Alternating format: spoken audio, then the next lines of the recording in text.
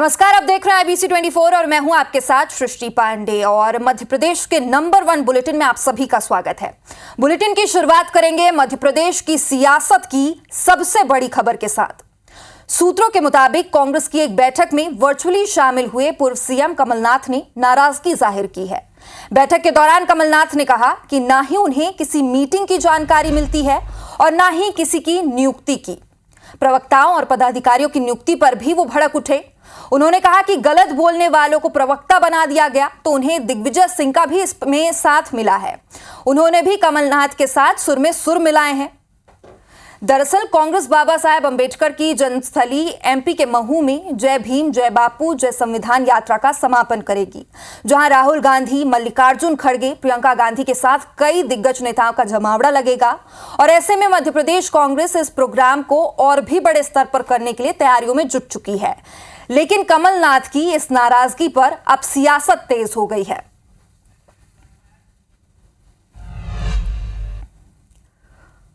और अब इसे कांग्रेस के अंदर फूट की तरह देखा जा रहा है। इसे लेकर कांग्रेस क्या कहती है वो भी आप सुन लीजिए। अब अखबारों की बातें हैं। कमलनाथ जी ने बहुत पॉजिटिव वे में संगठन को मजबूत करना और उनका पूरा सहयोग होना, इस तरह की बातें करी। हम तो एकजुट है। पहले हम स्वीकार करते हैं कि हमारी पार्टी में भी गुट थे। अब बिना गुट की पार्टी है हमारी। पार्टी महत्वपूर्ण है, हमारे यहाँ ग्रुप महत्वपूर्ण नहीं है।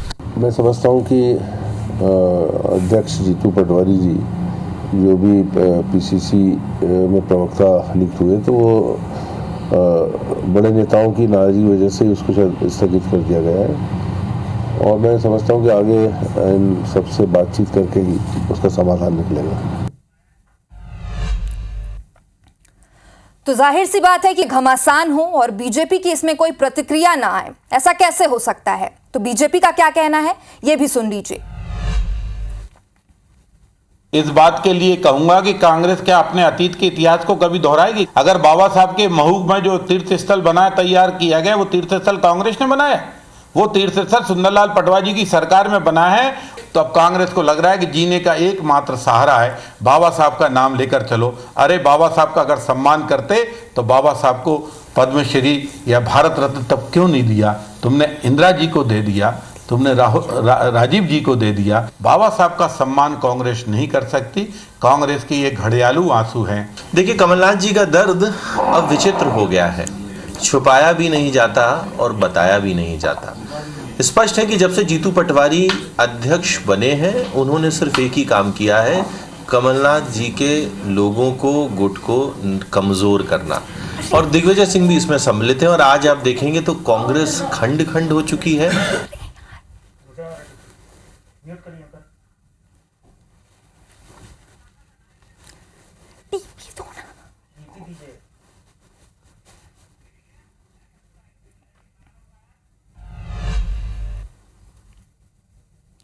तो आपने खबर देखी और सुनी, लेकिन अब वक्त है खबर की खबर को जानने का।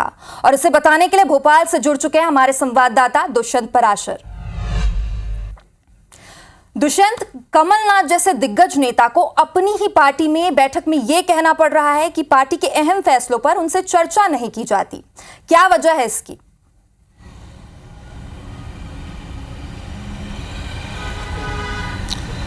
अब बिल्कुल देखिए, मध्य प्रदेश कांग्रेस की हालत बहुत ज़्यादा अच्छी नहीं कही जा सकती, क्योंकि जिस तरीके से मध्य प्रदेश कांग्रेस में फिलहाल परिवर्तन का दौर देखने को मिल रहा है, पीढ़ी परिवर्तन यहाँ पर देखने को मिल रहा है। क्योंकि बहुत समय बाद ये देखने में आया कि बहुत बड़े नेताओं के होने के बावजूद भी एक युवा चेहरे को यहाँ पर प्रदेश अध्यक्ष बनाया जाता है और उसके बाद पार्टी उसी युवा चेहरे के माध्यम से अलग अलग रास्तों पर चलती है, काम भी करती है। लेकिन जिस तरीके से अगर पूरी एक सियासत या ये कहें कि अंदर खानों की बात कर ली जाए, तो फिलहाल अंदर खानों की कलह जो है वो फिलहाल गाहे बगाहे सामने निकल कर आ ही जाती है।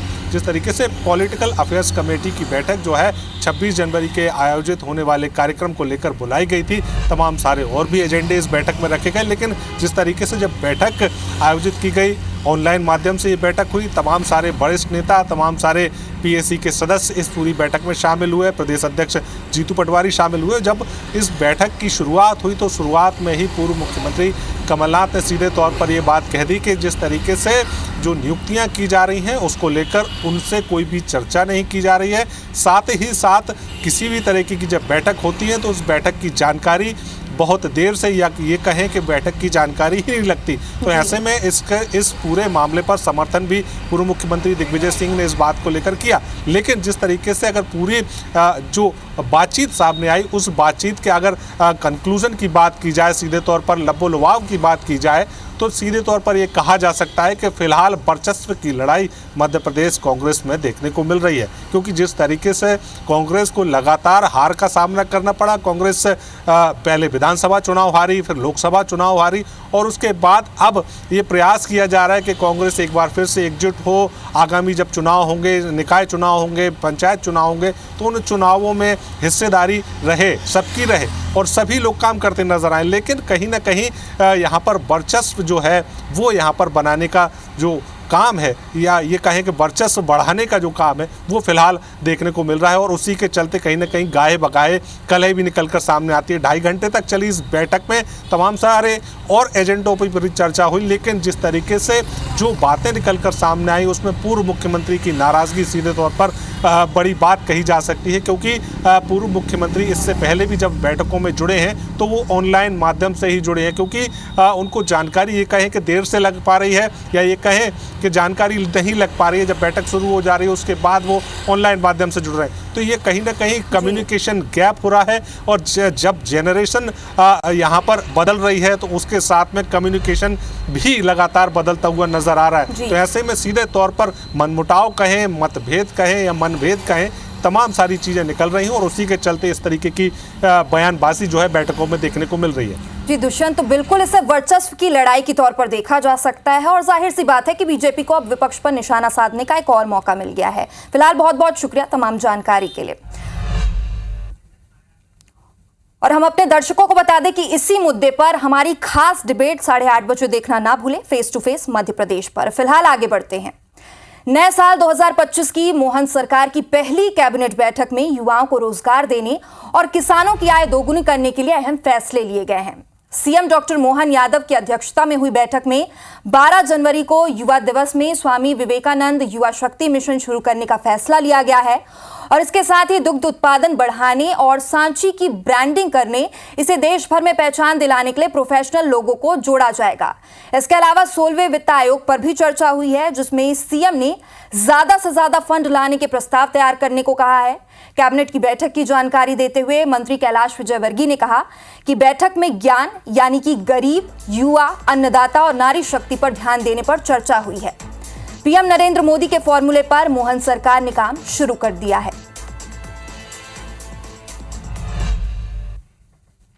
और क्या कुछ कहा मंत्री विजयवर्गीय ने, यह भी सुन लीजिए। बहुत ही क्रांतिकारी निर्णय मध्य प्रदेश की सरकार ने लिया है। Madhya Pradesh state cooperative dairy federation और राष्ट्रीय डेयरी विकास बोर्ड किसान की आमदनी बढ़ाने का एक बहुत बड़ा उपक्रम हो सकता है। साथ ही युवा लोगों को रोजगार सृजन करने का भी एक बहुत बड़ा अवसर हो सकता है। और अब बात करेंगे काले कमाई के धन कुबेर के बारे में। मध्य प्रदेश परिवहन विभाग के पूर्व आरक्षक सौरभ शर्मा का अब तक कोई सुराग नहीं लगा है। 19 दिसंबर को लोकायुक्त छापे के बाद से वो पत्नी दिव्या शर्मा के साथ गायब है। उसकी ईडी, लोकायुक्त, आयकर विभाग को तलाश है। लुकआउट सर्कुलर जारी होने के बाद भी उसकी गिरफ्तारी नहीं हो पाई है, जिससे अब जांच एजेंसियों पर सवाल खड़े हो रहे हैं और इसके बावजूद अब तक उसकी देश या विदेश में होने की एजेंसियों को जानकारी नहीं मिल पा रही है। वहीं सौरभ की मां उमा शर्मा ने भोपाल जिला अदालत में बेटे की अग्रिम जमानत खारिज होने के बाद हाईकोर्ट में आवेदन लगाने की तैयारी कर ली है।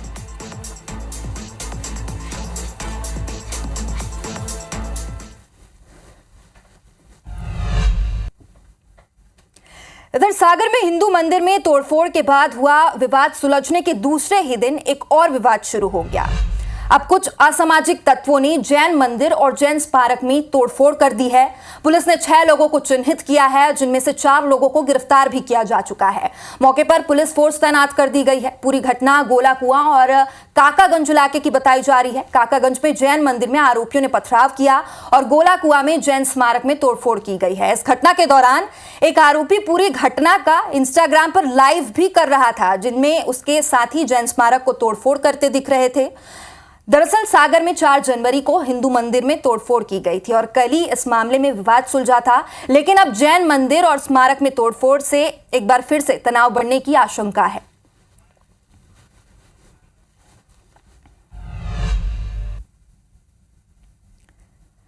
वहीं मध्य प्रदेश में उज्जैन के 3 गांव के नाम बदलने पर सियासत जारी है। अब मामले में मौलाना के बाद अंबेडकर की भी एंट्री हो गई है। मौलाना गांव का नाम बदलने की सीएम की घोषणा के बाद अब इस मामले में कांग्रेस विधायक आरिफ मसूद जुबानी जंग में कूद गए हैं। आरिफ मसूद ने कहा कि मुख्यमंत्री को सोच समझकर बोलना चाहिए। सीएम को मौलाना से तकलीफ है, अंबेडकर से भी तकलीफ है। सीएम को मौलाना से इसलिए तकलीफ है कि बीजेपी के बयान ने भी मसूद के बयान पर पलटवार किया है।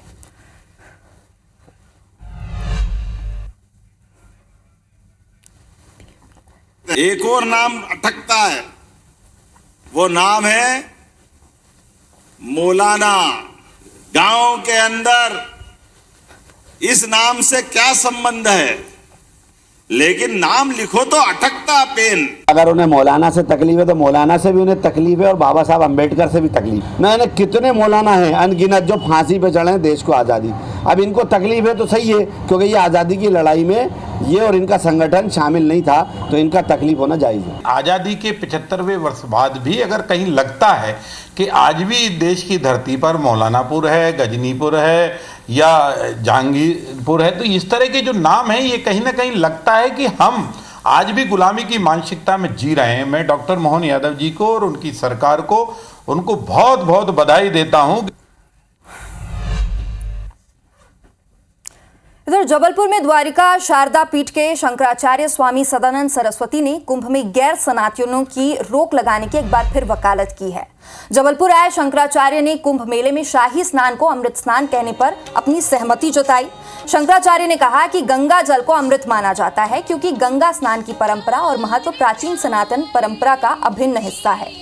इसके साथ ही उन्होंने कहा कि कुंभ मेले में उन लोगों का स्वागत है जो गंगा स्नान, यज्ञ, जप और तप जैसी धार्मिक गतिविधियों में हिस्सा लेना चाहते हैं।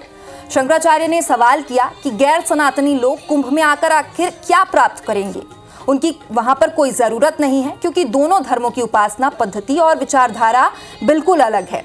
वहीं मौलाना शहाबुद्दीन रिजवी बरेली के कुंभ मेले की जमीन को वक्फ बोर्ड की बताने पर शंकराचार्य ने पलटवार किया है और कहा कि वक्फ बोर्ड को अपने दावों के लिए प्रमाण देना चाहिए। स्नान का जो पर्व है, पर्व में जो गंगा जी में डुबकी लगाते हैं उसका विधान है, तो सम्मान पूर्वक जाकर के स्नान करना एक परंपराएं रही हैं प्राचीन, वो चलती रहनी चाहिए। अमृत स्नान नाम दे रहे हैं, कोई दोष नहीं है, उसमें भी कोई दोष नहीं है।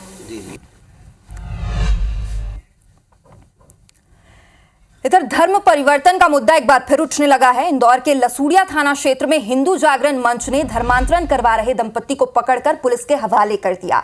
हिंदू जागरण मंच को सूचना मिली थी कि एक समाज विशेष के लोग स्कीम नंबर 136 में मजदूर परिवार का धर्मांतरण करवा रहे हैं। मौके पर पहुंचे हिंदू जागरण मंच के सदस्यों ने जानी जॉर्ज और उसकी पत्नी शैली से पूछताछ की। दंपति ने बताया कि वो केरल के रहने वाले हैं और अपने धर्म के प्रचार का काम करते हैं। पूछताछ में पता चला है कि दंपति एक परिवार को 6 लाख रुपए और नौकरी का लालच दे रहे थे। अलीराजपुर के जोबट की रहने वाली गौरीबाई की शिकायत पर पुलिस ने धर्म परिवर्तन कराने का मामला दर्ज किया। गौरीबाई ने बताया कि जानी जॉर्ज और उनकी पत्नी शैली ने उन्हें कुछ किताबें देकर मंत्र का जाप कराया था। मैंने क्या बोल रहे तुमको? अब आपको बताते हैं अजब मध्य प्रदेश की एक गजब खबर के बारे में। राजधानी भोपाल में अनूठे क्रिकेट प्रतियोगिता का आयोजन किया जा रहा है। इस मैच में खेलने वाले खिलाड़ी बटुक और प्रकांड ब्राह्मण हैं, जो धोती कुर्ता और माथे पर तिलक लगाकर मैदान पर उतरेंगे और मंत्र उच्चारण के साथ खेल की शुरुआत होती है। इस मैच में कमेंट्री भी संस्कृत भाषा में की जा रही है। इस क्रिकेट सीरीज में अलग अलग जगहों की 16 टीमें शामिल हैं। स्पर्धा में टीमों के नाम नीलकंठ, महर्षि वशिष्ठ, आचार्य, पाणिग्रही जैसे नाम रखे गए हैं और इस अनूठे मैच का जायजा लिया हमारी संवाददाता साक्षी ने। भारत में क्रिकेट के लिए एक अलग ही किस्म का प्रेम देखा जाता है और क्रिकेट को और भी खास बनाता है आज यहाँ पर जो मैच का आयोजन किया जा रहा है। इस मैच की खासियत ये है कि ये मैच जो है भारतीय संस्कृति के हिसाब से हो रहा है। यहाँ पर आप देख रहे हैं ये प्रकांड पंडित, ये ब्राह्मण प्लेयर्स हैं, यहाँ पर धोती कुर्ते में ये मैच खेल रहे हैं। ये सभी इसी वेशभूषा में तिलकधारी बनकर यहाँ पर क्रिकेट खेल रहे हैं। यहाँ पर जो कमेंट्री हो रही है वो भी संस्कृत में हो रही है। जब टॉस होता है तो यहाँ पर टॉस मंत्रोच्चारण के साथ मैच की शुरुआत होती है। तो चलिए हम यहाँ पर जो खिलाड़ी हैं उनसे बातचीत करते हैं और जानते हैं कि क्या कुछ खासियत है, क्या कुछ इस मैच में खास होने जा रहा है। जी, क्या कुछ मैच में खास हो रहा है? देखिए, जो ये मैच का आयोजन किया जा रहा है यहाँ पर, तो ये संस्कृति और संस्कृत को बढ़ावा देने के लिए किया जा रहा है और विगत 4 वर्षों से ये प्रक्रिया चल रही है और वर्तमान में इसका 5वां वर्ष ये चल रहा है। खेल के माध्यम से हम फिर जनता के बीच इस भाषा को लाना चाहते हैं ताकि वो स्वर्णिम युग संस्कृत भाषा का फिर से लौट कर आ सके। इस वर्ष पूरे उत्साह के साथ परशुराम कल्याण बोर्ड ने इस प्रतियोगिता को आयोजन करने का बीड़ा उठाया है और हमारे अनेक सहयोगी हैं इसमें, वो सहयोग कर रहे हैं। कोशिश है कि किस तरीके से संस्कृति को बढ़ावा दिया जाए, संस्कृत भाषा को किस तरीके से जन जन तक और आने वाली जनरेशन तक, आने वाली पीढ़ी तक पहुंचाया जाए। कैमरा पर्सन संजय शुक्ला के साथ साक्षी त्रिपाठी, IBC 24 भोपाल। और अब जानते हैं मध्य प्रदेश की कुछ और खबरों को फटाफट अंदाज में। मध्य प्रदेश में 8 जनवरी को खेल एवं युवा कल्याण की पार्थ योजना का शुभारंभ होने जा रहा है। प्रदेश के युवा एवं खेल मंत्री विश्वास कैलाश सारंग ने जानकारी देते हुए बताया कि मुख्यमंत्री डॉक्टर मोहन यादव पार्थ योजना का शुभारंभ करेंगे। पार्थ योजना police, army recruitment, training and हुनर है और इसमें प्रदेश के युवाओं को भारतीय सेना, पुलिस, पैरामिलिट्री आदि में रोजगार के अवसर प्रदान करने के लिए प्रशिक्षण दिया जाएगा। मंडला के गुड़ा अंजनिया गांव में फॉरेस्ट के प्लांटेशन की फेंसिंग में लगे फंदे में एक मादा तेंदुआ फंस गई। ग्रामीणों से सूचना मिलने पर वन विभाग और पुलिस पहुंची। कान्हा टाइगर रिजर्व की टीम को बुलाकर तेंदुए का रेस्क्यू किया गया और तेंदुए के 2 बच्चों की तलाश की जा रही है। खंडवा में वन अमले और पुलिस पर हमला करने वाले 10 आरोपी गिरफ्तार किए गए हैं। मास्टरमाइंड सहित 30 नामजद अब भी फरार हैं। आमा कुजरी जंगल में अतिक्रमण कार्रवाई के दौरान आरोपियों ने गोफन और पत्थर से हमला किया था। वन अफसरों का कहना है कि अतिक्रमण मुहिम बंद नहीं की गई है, फिर से चलाएंगे। IIT इंदौर में नया इनोवेशन किया गया है। समुद्र का खारा पानी अब उपयोग के लायक बनेगा। सौर ऊर्जा से खारे पानी को उपयोग के लायक बनाया जाएगा। जन सुनवाई में पहुंचे ग्रामीण कलेक्ट्रेट के सामने धरना प्रदर्शन करने लगे। ग्राम सिलपुरी के जाखा हिरखेड़ा तक खराब सड़क बनाई गई है, इसे लेकर ग्रामीण धरना प्रदर्शन कर रहे हैं। साथ ही जंगली जानवरों से सुरक्षा की बात भी ग्रामीणों ने की है। SDM ने ग्रामीणों की समस्या सुन जल्द ही निदान करने की बात कही। उज्जैन पुलिस ने नकबजनी की एक बड़ी घटना का खुलासा किया है। 24 घंटे के अंदर महिला सहित 3 आरोपियों को गिरफ्तार किया गया है। पुलिस ने आरोपियों के साथ पास से 10 लाख रुपए नगद और सोने चांदी के सिक्के सहित कुल 15 लाख रुपए की संपत्ति बरामद की। नकली दवाओं और नकली खाद को लेकर पूर्व सांसद और पूर्व कांग्रेस विधायक लक्ष्मण सिंह आंदोलन करेंगे। भारी जन समूह के साथ रैली और जुलूस निकालेंगे। अवैध व्यापार के खिलाफ मोर्चा खोलते हुए पूर्व सांसद राज्यपाल के नाम SDM को ज्ञापन सौंपेंगे। पूर्व मंत्री भूपेंद्र सिंह के खिलाफ बयानबाजी पर कांग्रेस प्रवक्ता अभिनव बरोलिया को मानहानि का नोटिस दिया गया है। 10 दिन के अंदर बरोलिया को जवाब देना होगा। बरोलिया 25 दिसंबर को सोशल मीडिया पर उन्होंने टिप्पणी की थी।